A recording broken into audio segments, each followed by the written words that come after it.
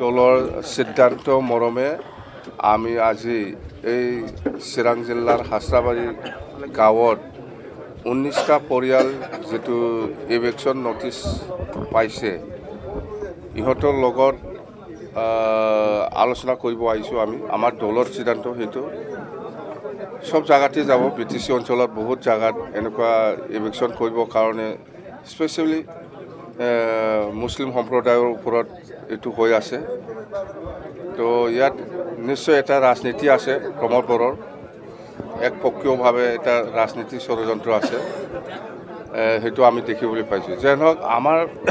আমি আহিছোঁ ইয়াত ৰাইজৰ লগত আলোচনা কৰিবৰ কাৰণে কেনেকুৱা আছে মুঠতে আমি কৈছোঁ যে 2003 চনৰ 10 ফেব্ৰুৱাৰীলৈকে যিসকল আছে সবে ব্ৰিটিছৰ বাসিন্দা আপোনালোকে একো চিন্তা কৰিব নালাগে যদি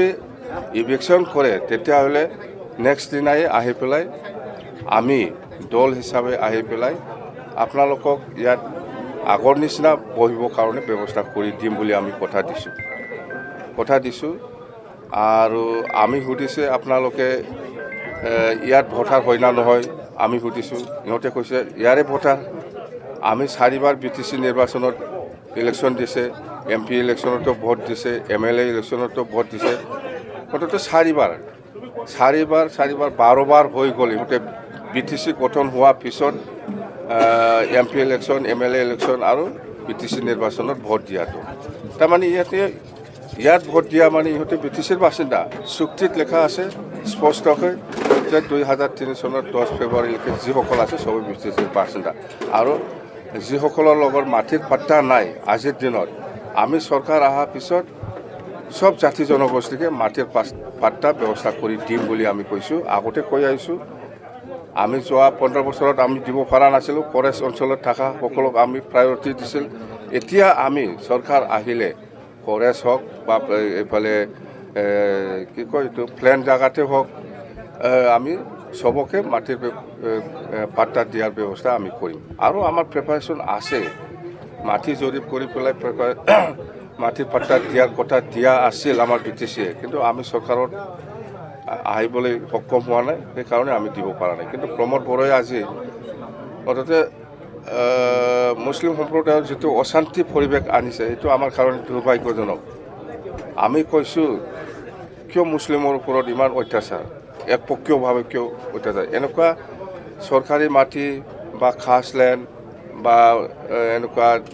খাছলেণ্ড বা একচনীয়া মাটি এনেকুৱাত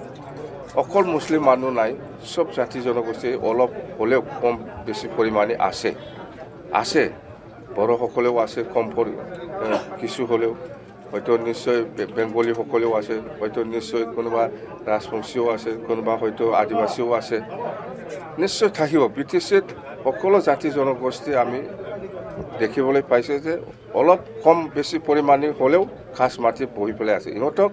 মাটিৰ পাট্টা দিয়াৰ কাৰণে ব্যৱস্থাহে কৰিব লাগে চৰকাৰে আৰু এই মাটিৰ পাট্টা দিয়াৰ অধিকাৰটো আমাৰ ব্ৰিটিছত আছে যেহেতু লেণ্ড ৰেভিনিউ ডিপাৰ্টমেণ্টটো ট্ৰেন্সফাৰ ডিপাৰ্টমেণ্ট এইটো অসম চৰকাৰৰ ওপৰত নিৰ্ভৰ কৰিব নালাগে ব্ৰিটিছে যি কৰে য'ত যি কৰিব পাৰে এইটো সিদ্ধান্ত লৈ কৰিব পাৰে উচ্ছেদৰ আঁৰত কি কোনো ৰাজনীতি আছে উচ্ছেদৰ আঁৰত মানে পুৰা ৰাজনীতি আছে পুৰা পলিটিক্স মানে মুছলিম সম্প্ৰদায় প্ৰমোদ বড়োৰ ওচৰত যাব লাগে ছাৰ আমাক উচ্ছেদ কৰিব নালাগে আগন্তুক নিৰ্বাচনত আমি মুছলিম সম্প্ৰদায়ে সব আপোনাকে ভোট দিম বুলি ক'ব লাগে তেতিয়া সি নকৰিব এইবিলাক বেলেগ চুক্তিত এনেকুৱা বেলেঞ্চ ব্লক বুলি মেনশ্যন নাই আমাৰ বিটিসি চুক্তিত এনেকুৱা বেলেঞ্চ ব্লক বুলি মেনশ্যন নাই চুক্তিত কোৱা হৈছে আপুনি য'ত আছে যেনেকৈ আছে এনেকেই থাকিব পাৰিব ইয়াত স্পেচিফিক বেলেঞ্চ ব্লক বা খাছ মাটি বা একচনীয়া মাটিত থাকিব নোৱাৰে বুলি এনেকুৱা চুক্তিত মেনশ্যন কৰা নাই চিধাকৈ কৈছে চিম্পল কথা